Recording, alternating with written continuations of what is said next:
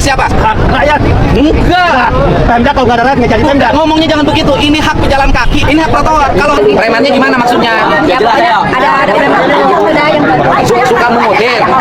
Susun Pak KDM Gubernur Aing, Bapak Aing, cobalah dalam memberikan sebuah kebijakan, hendaknya Bapak tuh disosialisasikan dulu. Lain terpenting tergantung kemampuan keuangan kita. Supaya masyarakatnya bayar pajak nggak, bayar BPP nggak? Inilah momen pedagang di atas trotoar tidak mau ditertibkan oleh Pak Deddy Mulyadi sampai menunjuk-nunjuk Pak KDM nih. Nunjuk-nunjuk. Ini haknya hak siapa? Hak rakyat. Enggak. Pemda kalau nggak ada rakyat nggak jadi Pemda. Ngomongnya jangan begitu. Ini hak pejalan kaki. Ini hak trotoar. Kalau hak rakyat, seluruh rakyat Bekasi bangun di sini. Jadi bagaimana simpulan? Kalau ini trotoar dan ini bukan hak Bapak, bongkar. Apa itu udah bongkar? Ini sertifikatnya atas nama siapa? Saya. Ini atas nama Bapak. Iya. Ini atas nama Bapak. Nggak ada sertifikat udah atas nama. Ini siapa? Ini punya siapa? Ya ini mah nggak punya pemerintah dah. Pemerintah. Iya. Kita numpang di sini. Ya makanya Bapak numpang. Lah iya. Nah sekarang pemerintahnya mau tertibin. Iya iya. Biasakan kalau yang salah jangan ngotot. Mungkin kalau pemimpin lain takut, saya enggak. Ini hak rakyat. Ini hak rakyat. Emang rakyat Bapak aja. Saya kasih Bapak uang istirahat selama 1 bulan 5 juta. Saya punya kebiasaan begitu. Sebelum Bapak kios baru, Bapak ini dirapiin dulu. Kan Bapak harus makan di rumah. Nggak mau, saya nggak mau. Oke, kalau nggak mau berarti tetap ini dibongkar karena ini mau dirapiin. Saya ngotot mati, saya sampai mati saya tahan. Sini, premannya sopo. Sini sopo. Ngomong. Sok, ngomong. Preman apa sini, sok? Ayo. jadi kayak yang di depan ini ngurusin yang sampah-sampah jadi ribet gitu. Premannya gimana maksudnya? Ya pokoknya ada preman ada yang Suka mengoder. Mengotin apa pagi-pagi?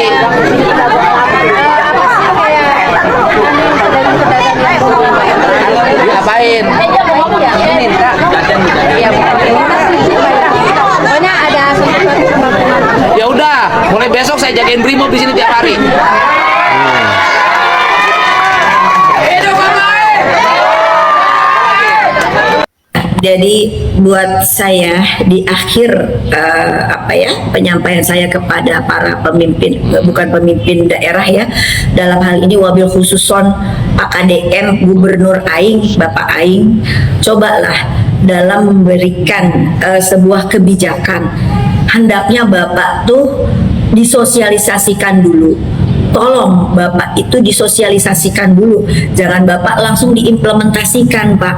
Akhirnya ketika sebuah kebijakan outsource datanya, outsource segala macam kebijakan-kebijakannya tidak terakumulasi dalam satu rumusan, ketika diimplementasikan hasilnya tsunami pendidikan Pak.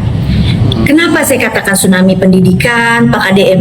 Itu banyak anak-anak SMP yang mau masuk SMA sekarang udah kena mentalnya Pak, mental illness. Masa anak SMP sekarang sudah banyak berbondong-bondong mengatakan mau gap year?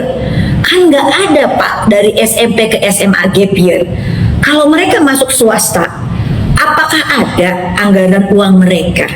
Jadi mohon Pak KDM, Bapak Aing, sekali lagi tinjau ulang kembali kebijakan sekolah mau Bapak.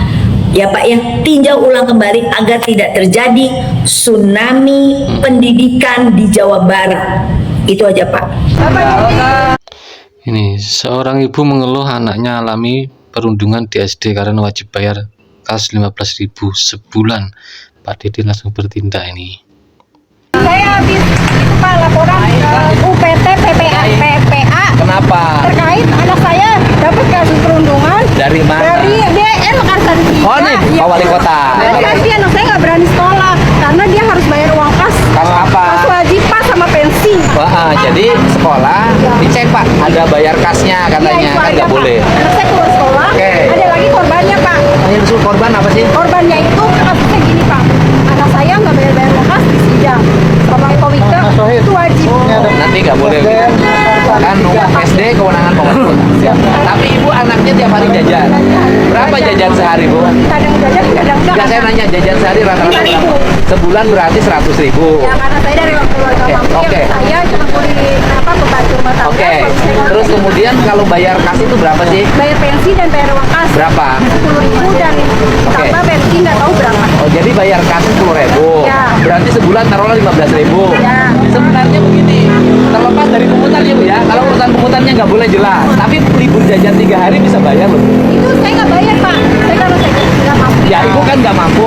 Kalau anaknya libur jajan 3 hari, 3 kali 5 15.000 bisa bayar loh Bu. Ya Bu ya. Tapi kan nggak boleh kata bapak. Yang memang nggak boleh, terlepas dari apapun, kalau ibu bayar itu nggak boleh. Ya. Tapi kalau ibu bayar anaknya libur aja jajan 3 hari bisa ya. Memang kalau bayar kas itu 15.000 berat Bu. Kalau jajan 15.000 sehari nggak berat karena kita nggak mampu. Nah kita ini kadang-kadang nggak mampu ini. Kalau untuk urusan sekolah kita jadi nggak mampu. Tapi kalau jajan kita mampu. Iya. Itulah kita. Tapi kan balik lagi. Ya bener nggak boleh. Saya tahu itu nggak boleh.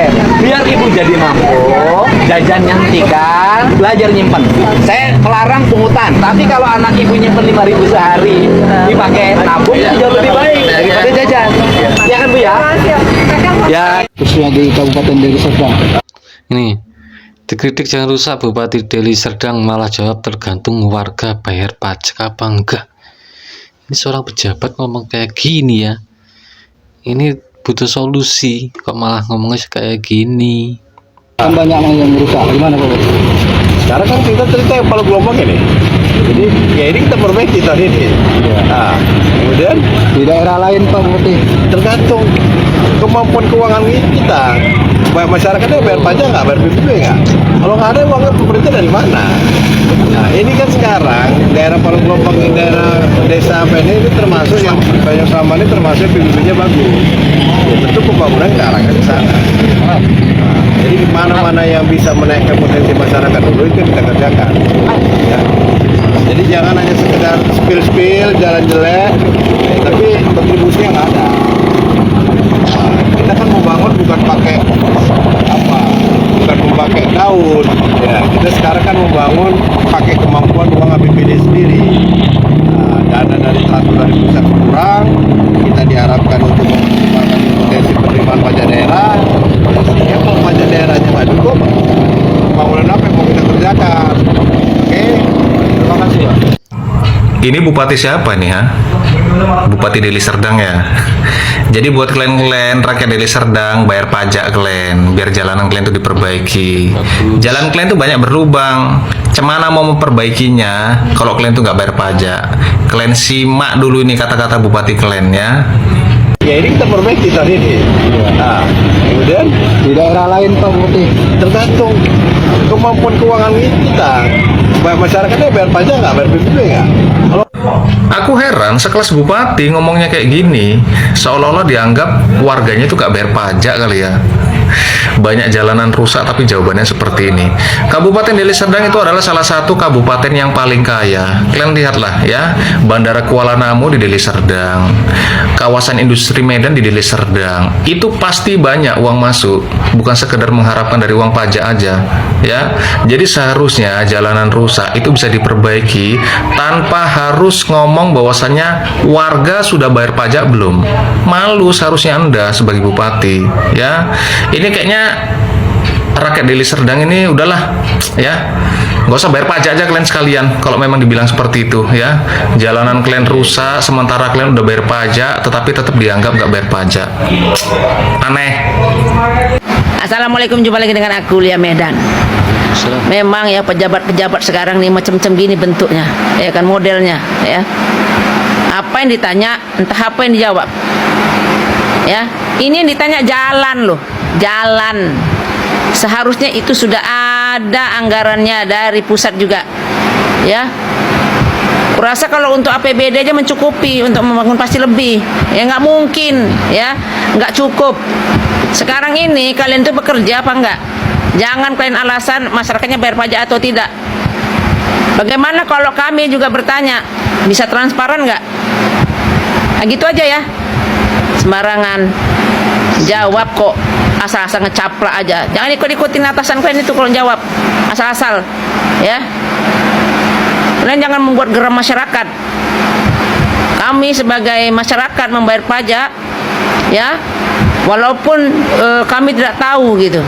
Tiba-tiba di faktur belanjaan dan segala macam itu udah ada pajak di sana. Ya, uang itu kemana?